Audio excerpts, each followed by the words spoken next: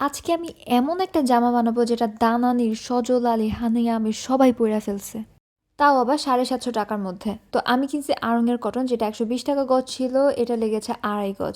জামাটা ভালোই সুন্দর হচ্ছিল, ভালোই যত্ন করে বানাচ্ছিলাম, কিন্তু এটাকে একটু ভুল সেলাই করার জন্য প্রথমে একটু ভুল সেলাই হয়েছিল, তারপর ওটাকে আমি ছাড়াইতে গেছি। আবার ছাড়াইতে যায় এটা টান লাগছে, টান লাগার পর মাঝখানে গলার ওখানে হয়ে গেছে টেরা।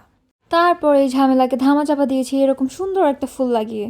এখন আমি বানাবো প্যান্ট। প্যান্টের মধ্যে ওই যে হার্ট শেপের যে ছাপ্পাগুলো আছে ওগুলো দেওয়ার জন্য আমি ক্লে আনছি, আর এটা দিয়ে আমি ছাপ্পা দিছি, এমন বিচ্ছিরি উঠছে আনএক্সপেক্টেড। পরে এটা আমি হাত দিয়ে ড্র করছি, কিন্তু এটা হয়েছে বড়, শেপ বড় হয়েছে এটা মানলাম, কিন্তু আমি উল্টা আঁকাইছি। মানে হার্ট শেপের যে চুখা মাথাটা সেটা পায়ের দিকে থাকবে না, সেটা দিছি আমি উপরের দিকে। তারপরে আবার উল্টা করে কাটতে হয়েছে, কোমরের জায়গায় পা কাটতে হয়েছে, পার জায়গায় কোমর কাটতে হয়েছে। আর সব থেকে কথা হচ্ছে এটা শেপ নষ্ট হয়ে গেছে প্যান্টের, এটা একদম একটা ঝামেলাপূর্ণ একটা জামা হয়েছে। তারপরেও এটা গোজা মিলিয়ে কোনোভাবে কমপ্লিট করছি, কিন্তু পর আসলে এতটাও খারাপ লাগতেছিল না।